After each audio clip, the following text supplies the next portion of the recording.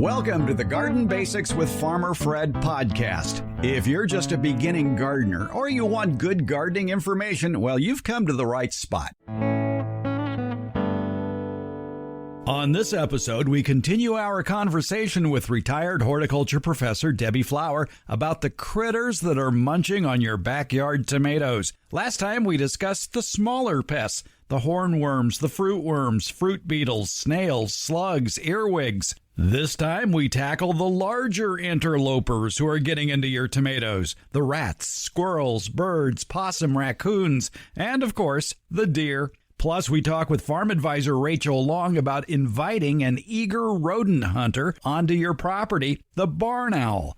If you've got the room, we learn something new every time on Garden Basics with Farmer Fred, and we'll do it again today in episode 40, Who's Eating My Tomatoes? Part 2. And we'll do it all in under 30 minutes. Let's go.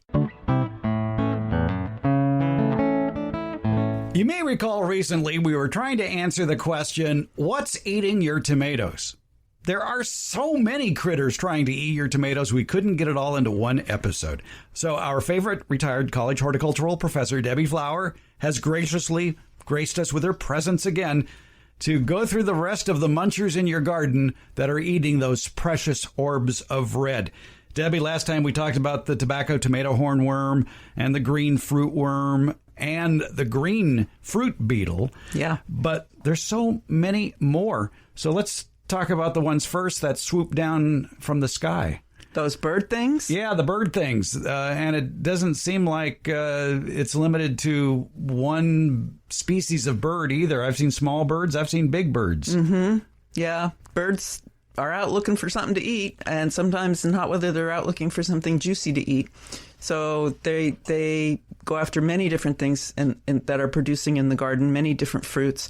And really the best way to keep a bird from eating what's in your garden is with exclusion. And that would be a netting that would have to go all the way over the plant and all the way to the ground because, of course, birds can land and fly up under the netting. And then you have a really big problem because you would have a bird trapped in your netting. So a netting that is on a structure over the plant, goes all the way to the ground and is secured.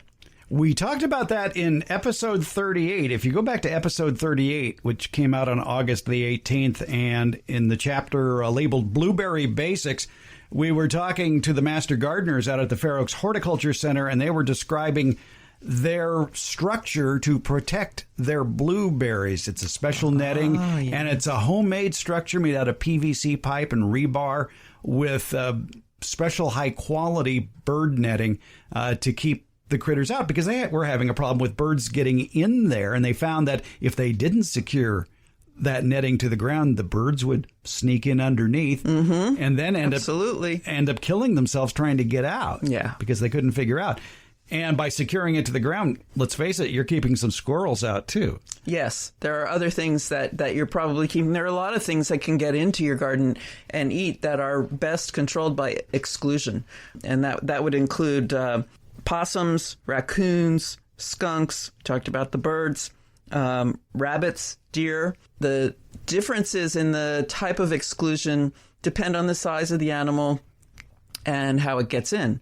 A deer, being the biggest one, would need the tallest fence. When I've been on a lot of vineyards, and the fence can either be very tall, over 7 feet, 8 feet is better, or it can be shorter and angled at about a 45-degree angle. So it depends how much property you have to dedicate to your fencing. Deer can go up, and they can go out, but they can't go up and out when they jump.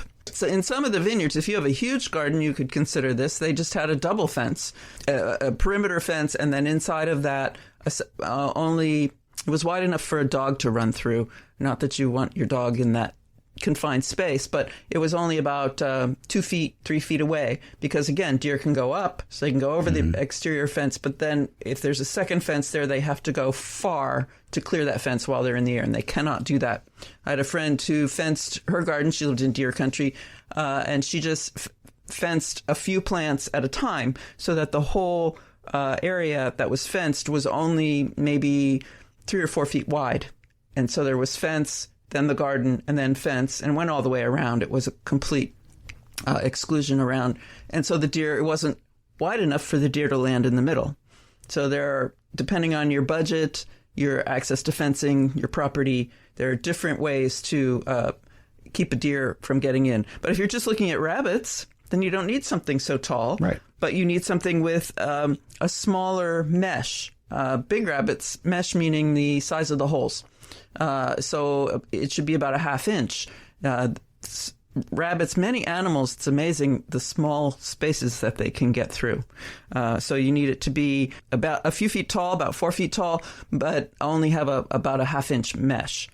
Possums can also be kept out with a fence. I don't know about raccoons. Raccoons are the engineers of the garden, and maybe it would just deter them, but it would have to be, they would climb the fence.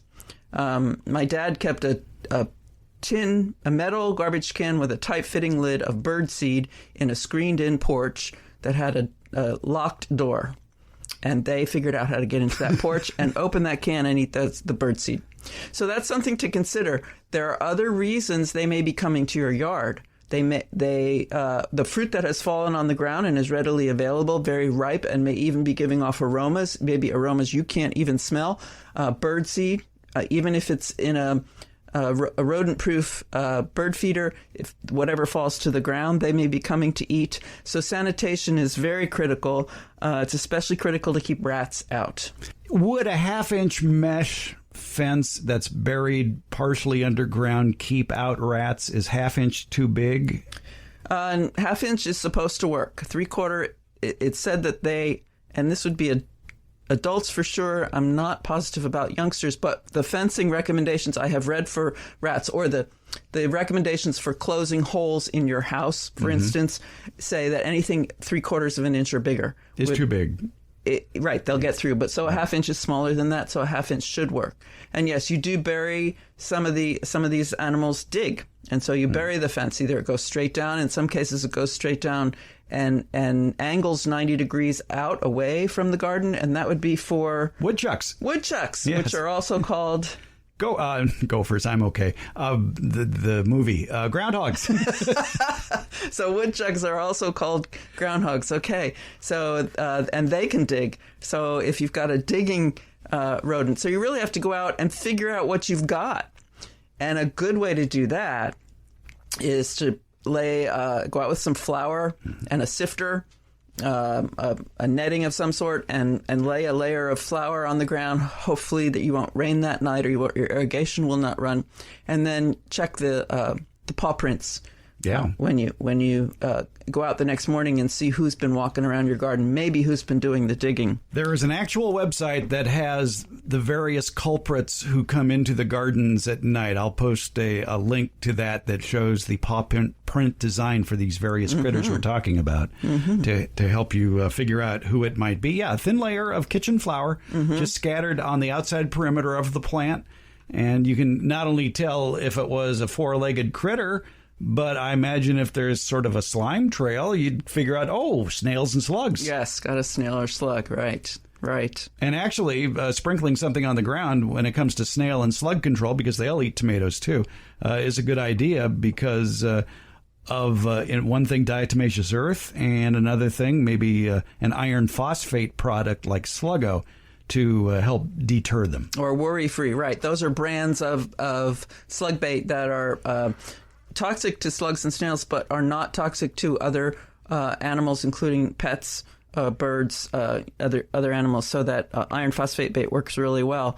So does copper. Or copper will keep a slug or snail will not cross a copper barrier, and so but it's kind of a pricey way to control slugs and snails. Copper is not cheap. And it needs to be maintained. It has to be kept clean. Yes, it does. Because it causes, when it's clean, it's like an electrical shock to them. And they don't want to go there. But diatomaceous earth, that's a funny product to me because you can put your hand in there and it feels like powder almost. But to a slug or snail, it is rough and it actually cuts their bodies. I've heard also that a nice thick layer, and it has to have some width to it, several inches, of coffee grounds will keep a slug or snail out. Or at least alert. Apparently, caffeine and even decaf has enough caffeine in it is toxic to them. Huh. Okay. And of course, you can always go snail and slug hunting too in the evening or early in the morning, but usually at night with a flashlight. If you see the trails during the day, try to follow the trails, see where they go. Right, and you can create a place for them to hide where you can find them during the day. They need to be kept moist and cool so they will not bask out in the sun during the day. But if you put down a rock or better a piece of wood, maybe moist wood, they'll find a way to get under that. And then during the day, you just pick it up, collect them, and dispose of them. That is also a control, too, for earwigs. If you think earwigs are a problem, and they get blamed for a lot. And I don't know if they're eating your tomatoes or not. They're usually eating something else, but earwigs are one of those critters that people see, and they immediately go, aha, earwigs. Right. Are the problem. And then they do control for them and the problem doesn't go away. But yes, they will also hide in a nice, cool, moist place during the day. If you have the ability to erect and the appropriate location to erect a bat box, and I'm not going to try to even tell you how to do that. It needs to be a certain size. It needs to have a certain exposure. It needs to be at a certain height, blah, blah, blah. But you can look that up. But if you are able to do that, owls will control things like rats and mice, and they need to eat too. Mm-hmm. So if you can get one to live in that box, you'll have some natural control. You're absolutely right. Attracting barn owls to your property is a great way to help control the rodent population. In fact, on this episode, a little bit later on, we're going to be talking with Rachel Long. She's a farm advisor, and she's got some barn owl basics for us to help control the rodents on your property. But I got to warn you that barn owls work best when they're out in the country or at least in large swaths of land. It could be a ranchette or in very rural areas. But if you have the property, barn owls are a great way to go. Hopefully there are people listening who are in those places who can take advantage of that wonderful natural control. And then the last, although, if it's a big problem, it's not going to be your last choice. But there are many of these animals that can be trapped. Right. Legally. In fact, your government or volunteer associations may even loan out traps. You may not have to purchase them for things like skunks and raccoons and possums and squirrels. Some squirrels are native, and you may not. That you have to check with your local government. If the animal is native to your location, you're not likely to be able to trap it, or you may have to trap it live and relocate it. And that's where you'd have to talk to your government about your government's animal control organization about how to do that and if they would help you do that. Yeah, relocation is a touchy topic because most agencies do not want you to trap a skunk or a raccoon or a possum and then dump it on your neighbor. Right. They don't want it either necessarily. Yeah. So be clear about the rules on that wherever you might live. Right. And then, of course, some people, especially in rural areas, have the ability and distance from their neighbor to use a weapon. But again, it depends on whether whether your government allows you to dispose of that animal that way. Right. And here in California, there are varying rules on squirrel control. Absolutely. Tree squirrels, usually you can't shoot. Ground squirrels, if it's legal in your entity where you live, you can shoot ground squirrels. Mm-hmm. Be careful. Right. Yes. Right. Use all of these control measures in ways that don't harm humans. Right, and are law-abiding as well. But exclusionary tactics seem to be the best way to go to control the vast majority of the other tomato-munching critters. Right, especially the four-footed ones. Yeah. And the birds. That's the number one way to control them is exclusion. And so you may want to think about that in planning your garden. Do you have the space around it to put the structure? How tall is this going to be? Are you going to be able to go over the top if you're having to exclude birds, things like that? In some areas of California, garden prisons are very popular where people have located large gardens and have built basically cages around their gardens to keep out just about everything. Yeah, I've been to a U-Pick blueberry field, and it was at least an acre, and it was completely netted in. Wow. Yeah. Yep. I had to go in the net space to pick the berries. I mean, the good news about that, if you've got the money to net an acre, you've got the money to put doorways in that netting. I just remember overlapping net, but yes. And I think it was a double entry, an overlapping net, and then I'd have to go through another set to get into the garden. Right. Now, the downside to permanently enclosing your garden, if it's too tight of a mesh, like less than half an inch, you might be keeping out some very good pollinators. There's no birds are going to get in there to do much in the way of pollination. The moths probably won't get in, and they're a pollinator. Right. So you may be limiting the good guys. Right. So it always comes back to know what's causing the problem. Right. And if you don't know, get as much information as you can, take it to someone who does know, and get it identified before you use the control. There are a lot of good books on the subject of deer and gardens, and that can give you plenty of ideas there. I'll give you some links to some of my favorites, including a series of books about plants that deer won't eat. I think there's an asterisk on each of those covers that says, unless they're really hungry. And I had a video. It's a VCR, so that I used to show, and it was a vegetable garden that deer would not eat. And it was done in Southern California. Was it like sprayed with garlic oil or something? I don't think they used sprays. They used a periphery of plants that deer would not eat to try to keep them out. And it wasn't 100% successful. Oh, yes, they did make a spray, the kind with egg, putrid. Bad smelling spray that you just want to be around a lot. Yes, and that can work. There are lots of brands of deer control that can work. But when deer are very hungry, nothing will work.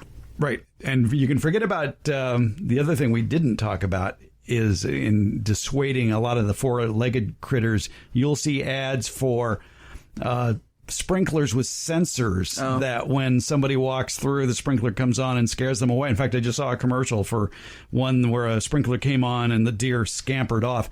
And I'm thinking, that deer will be back. That deer will want a shower eventually. Right. It'll work once, twice, but no, they get used to it. Yeah. Yes. It's called habituation. And that's why in vineyards, for example, they only put out that flash tape during harvest time, because if they left that flash tape out all year long, or if they had their hi-fi cannons going off at various intervals to scare off birds, the birds would get used to it. So you have to limit your use of those kind of techniques. Scare tactics. Yeah, I don't think I've ever seen a successful scarecrow. All right, we've saved your tomatoes for next time. Debbie Flower, thanks for your help. Always a pleasure. Thanks, Fred.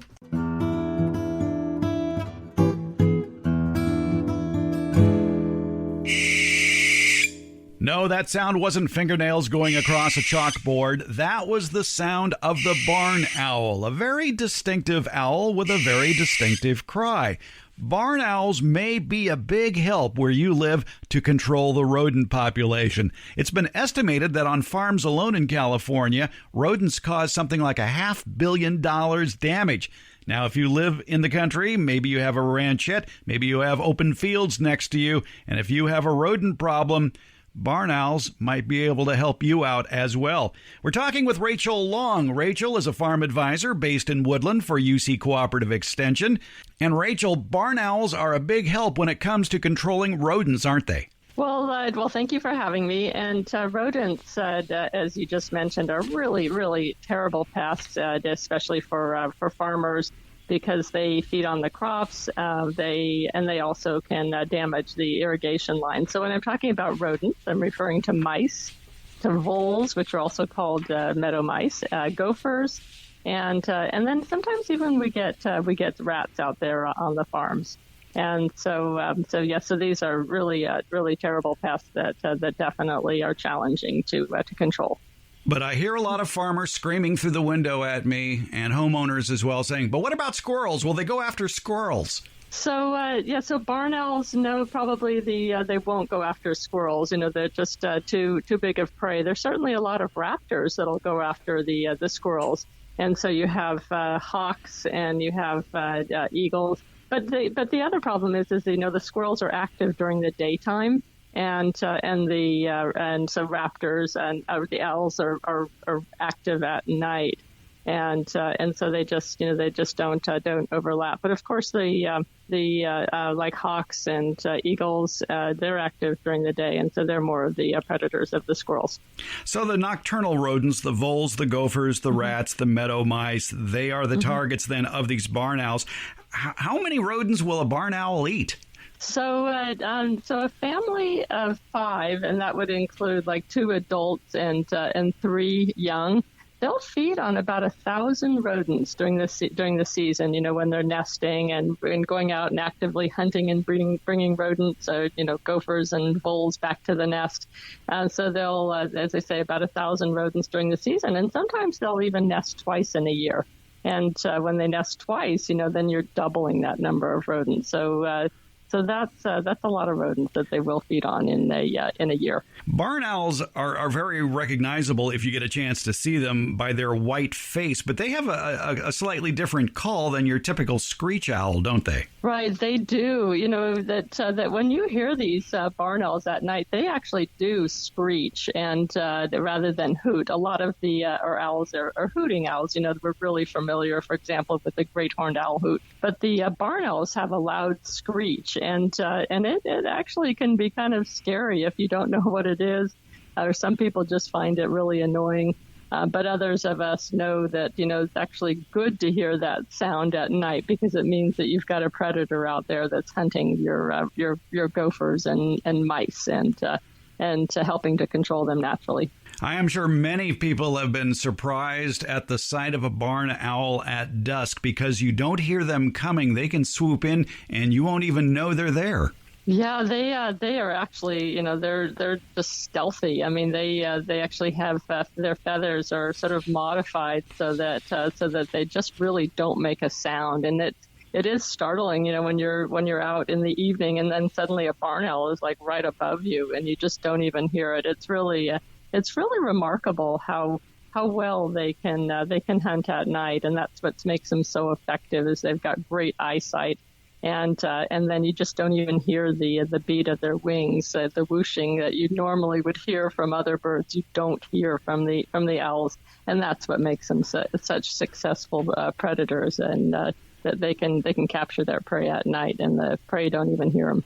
One thing is that the barn owls really do have incredible hearing and incredible sight. They have that iconic heart-shaped face that's just beautiful. They have a white face and a white body, and then a tan back with lots of spots. And that iconic heart-shaped face really helps to channel sound. So they're listening, and they're flying, and they're listening for those rodents that are scurrying around like in the grass. And it's just an amazing adaptation to me that they actually have this heart-shaped face that allows them to hunt so efficiently. And the best time of the year to put up barn owl boxes is when they're actively seeking new locales to live. I understand the best time of the year here in California to put out those nesting boxes, the barn owl boxes, is mid to late fall, November and December. And I would think for the rest of the country, you would need them ready to go by late winter. That's exactly true. This is just the perfect time to put up a nest box because the males and females are getting together and they're searching out nest sites. And so the barn owls actually begin nesting in February. I was surprised to learn that barn owls do have predators coming after them, and one of their major enemies are other species of owls. Yeah, like the great horned owl that I was talking to a guy just the other day, and he was telling me that he was just watching a barn owl, and a great horned owl just came out of nowhere and just basically just came down and just snared it. He said it was really just kind of a little distressing because he loves his barn owls. But yeah, that can happen. And so the one of the main predators, of course, of the barn owl is the great horned owl. Now, how about some barn owl house basics? What size should it be, and how do you clean the thing? Oh, that's a really good question. So there's wonderful barn owl box or house plans in one of our University of California the booklets called Songbird, Bat, and Owl boxes that can be found online, and then also there's a lot of plans also that are found online. But basically it's just like a large box that's at least maybe 2 feet by wide.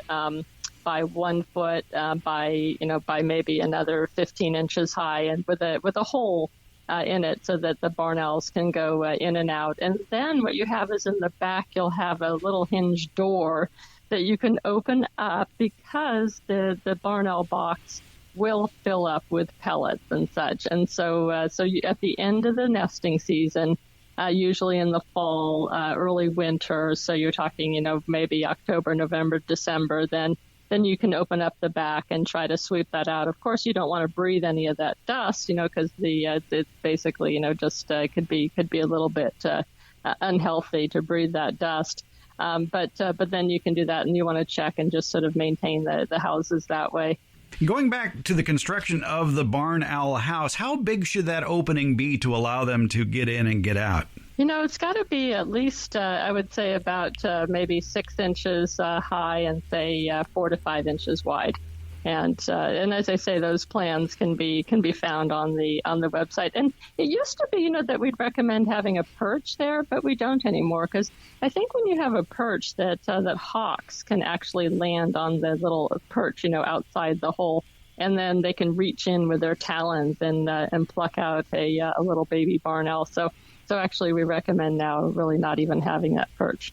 And if you want more information about building barn owl houses, go to that booklet that Rachel was talking about called Songbird, Bat, and Owl Boxes, and you can find it at the UC Ag and Natural Resources catalog. If you just do a search on Songbird, Bat, and Owl Boxes, I'm sure that would pop right up. They're amazing hunting creatures that can help you control the rodent population on your farm or rural area. Rachel Long, UC Cooperative Extension Farm Advisor in Woodland, thanks for telling us more about barn owls. Well, you're welcome. Thank you for having me. Garden Basics comes out every Tuesday and Friday, and it's available just about anywhere podcasts are handed out, and that includes Apple Podcasts, Google Podcasts, iHeartRadio, Overcast, Spotify, Stitcher, TuneIn, and hey Alexa, play the Garden Basics with Farmer Fred podcast, would you please? Thank you for listening, subscribing, and leaving comments. We appreciate it.